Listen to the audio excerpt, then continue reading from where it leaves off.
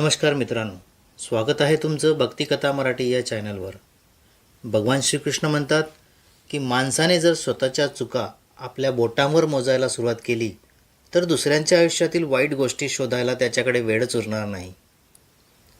दोन गोड शब्द बोलून जर कोणाचं रक्त वाढत असेल तर तेही एका प्रकारचं रक्तदानच आहे. आनंद नशिबात असावा लागतो, कारण छायाचित्रात तर प्रत्येकजण आपल्याला हसतच दिसतो. तुम्ही वडाच्या वृक्षाला पाहिलं असेल, जे जितकं विशाल आहे तितकंच दृढ असतं. जेव्हा उन्हाळा येतो तेव्हा तो सुकतो, पण दुर्बल होत नाही किंवा तुटतही नाही. याच्या उलट दलदलीत उगवणाऱ्या वृक्षांकडे पहा. ते दिसायला मोठे आणि सदैव हिरवेगार दिसतात, पण इतके कमजोर असतात की पाण्याच्या हलक्या लाटेमुळे ते कोसळून पडतात. असं का होतं? कारण जडणघडण महत्त्वाची आहे. ज्याच्या मुळांना घट्ट जमीन मिळते तो ऋतूचे चक्र, वादळ, संकट सगळं सहन करू शकतो. आणि जो दलदलीत उगवतो तो स्वतःलाच कमजोर बनवतो. मनुष्यही तसाच आहे. अधर्म, असत्य आणि दुष्कर्माच्या दलदलीत उगवलेला मनुष्य काळाच्या एका धक्क्यानेही कोसळतो आणि धर्माच्या भूमीत रुजलेला मनुष्य प्रत्येक समस्येतून अविचलितपणे बाहेर पडतो. आता तुम्ही ठरवा तुम्हाला काय व्हायचं आहे. भगवान श्रीकृष्ण म्हणतात, जीवन ना काळात आहे ना उद्यात. जीवन या क्षणात आहे. या क्षणाचा अनुभवच जीवन आहे. जगाकडून आपण कधीही शांतता मिळवू शकत नाही जोपर्यंत आपण स्वतःच्या अंतःकरणात शांत होत नाही तोपर्यंत. फुंकर मारून दिवा विझवता येतो, पण अगरबत्ती नाही. कारण जो सुगंधित असतो त्याला कोण विझवणार, आणि जो जळत असतो तो स्वतःच विझतो.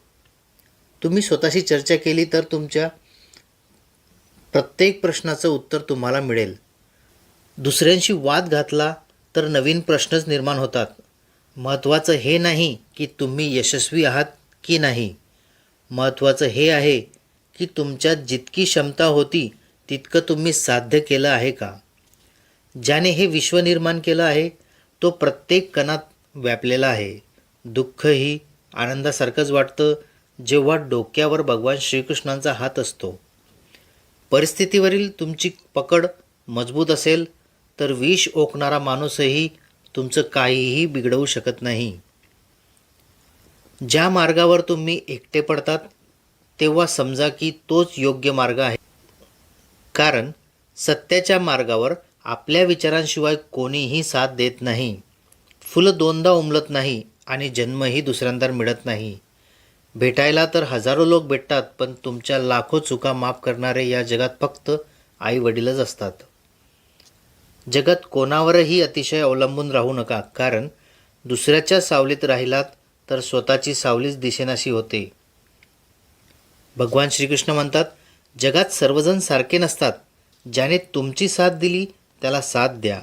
ज्याने तुमचा त्याग केला त्याला तुम्हीही त्यागा. जगाला सतत माफ करत राहा आणि परमात्म्याला सतत स्मरण करत राहा. तुमचे जीवन सहज आणि सुंदर होईल. मित्रांनो, जीवनात वाणीवर संयम ठेवणे अत्यावश्यक आहे. कारण वाणीने दिलेली जखम कधीही भरत नाही. मनाने पाप करणाऱ्याला मनाने, शरीराने पाप करणाऱ्याला शरीराने आणि हृदयाने पाप करणाऱ्याला हृदयाने व बुद्धीने पाप करणाऱ्याला बुद्धीनेच शिक्षा मिळते. हे निश्चितच आहे.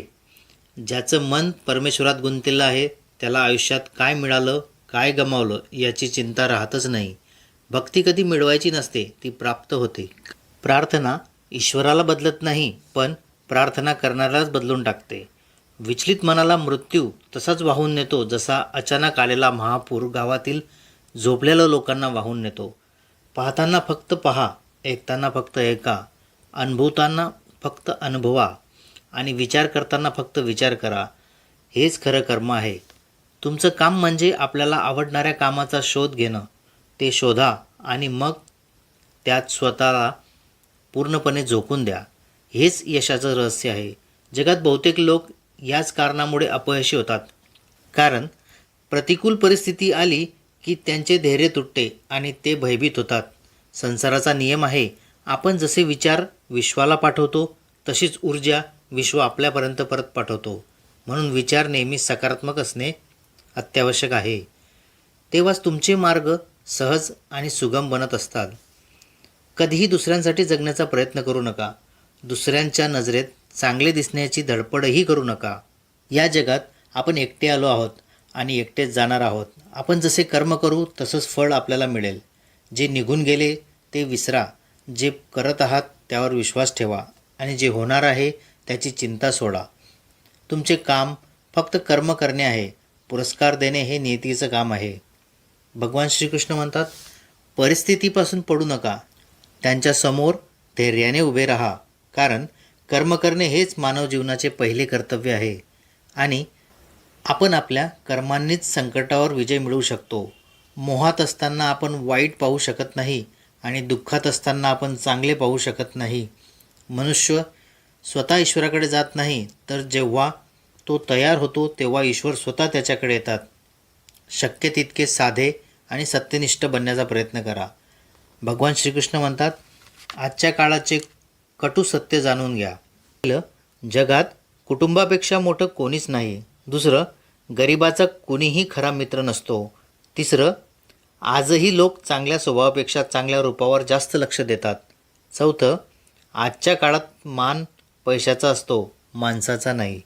आणि पाचवं, एखाद्याला त्याचे सत्य दाखवले तर तोच तुमचा शत्रू बनतो.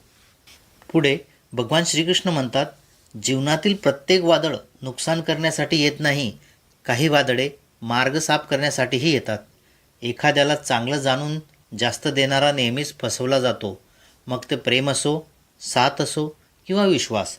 तुम्ही तुमचे भविष्य बदलू शकत नाही, पण तुमच्या सवयी बदलू शकतात आणि निश्चितच तुमच्या सवयी तुमचे भविष्य बदलू शकते.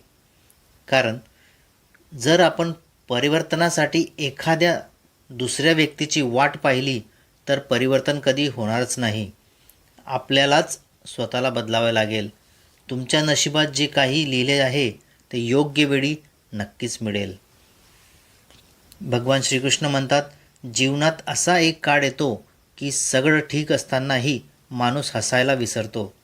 लोक म्हणतात, एकाच्या जाण्याने जीवन थांबत नाही, पण ते हे जाणत नाही की लाखोंच्या येण्यानेही त्या एकाची कमतरता भरून निघत नाही.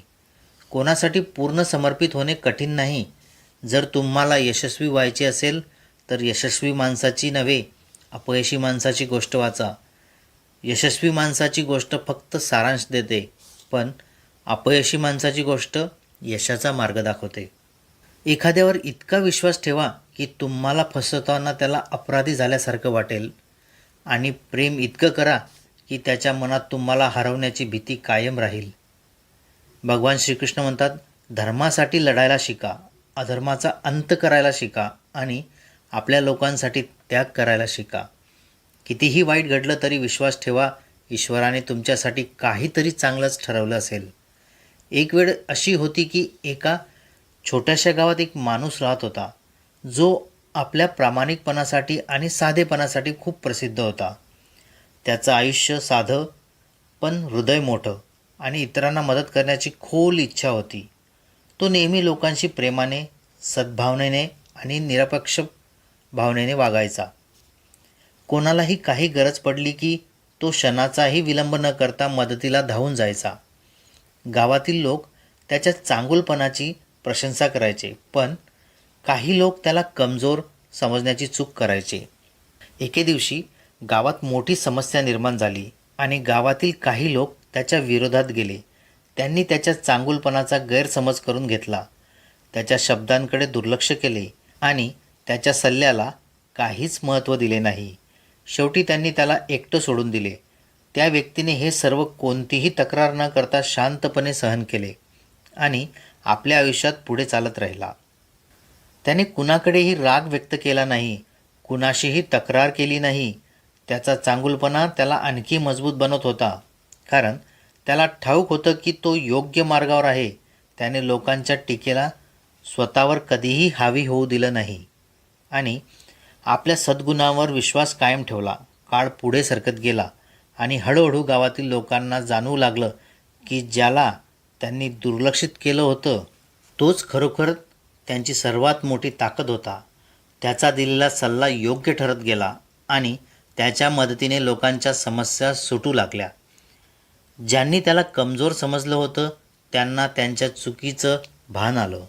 त्यांना उमगलं की त्याचा चांगुलपणा हीच त्याची सर्वात मोठी ताकद होती आणि त्यांनी एका खऱ्या माणसाला गमावलं होतं. गावातील लोक त्याला परत आणण्याचा खूप प्रयत्न करू लागले, पण तो व्यक्ती कोणतीही तक्रार न करता स्वतःच्या कामात मग्न राहिला. त्याने कुणाकडून सूड घेण्याचा विचारही केला नाही आणि मनात कुणाबद्दल वाईट भावनासुद्धा ठेवली नाही. त्याने तेच केलं जे तो नेहमीपासून करत होता, लोकांची मदत आणि चांगुलपणाच्या मार्गावर चालत राहणे. गावकऱ्यांना त्यांच्या चुकीची जाणीव झाली. त्यांना माहिती होतं की त्यांनी असा माणूस गमावला आहे जो कधीही कुणाचं नुकसान करू इच्छित नव्हता. त्यांच्या डोळ्यात पश्चाताप होता, पण आता त्याची जागा कोणीही घेऊ शकत नव्हतं. तो व्यक्ती आता त्यांच्यापासून दूर गेला होता, पण त्याची चांगुलपणाची छाप गावातील लोकांच्या हृदयात कायमची कोरली गेली होती. मित्रांनो, या कथेतून आपल्याला काय शिकायला मिळतं? जेव्हा आपण आपल्या चांगुलपणावर आणि प्रामाणिकपणावर विश्वास ठेवतो तेव्हा आपल्याला गमावणारे लोक एक दिवस नक्कीच पश्चाताप करतात. जगात कितीही अडचणी आल्या तरी जर आपण योग्य मार्गावर चालत असू तर विजय आपलाच होतो. मित्रांनो, या व्हिडिओमध्ये इतकंच. जर व्हिडिओ आवडला असेल तर लाईक करा आणि अशा ज्ञानवर्धक व्हिडिओसाठी चॅनलला सबस्क्राईब करा. तर मित्रांनो, पुन्हा भेटूया पुढील व्हिडिओमध्ये. तोपर्यंत आपली काळजी घ्या. जय श्रीकृष्ण.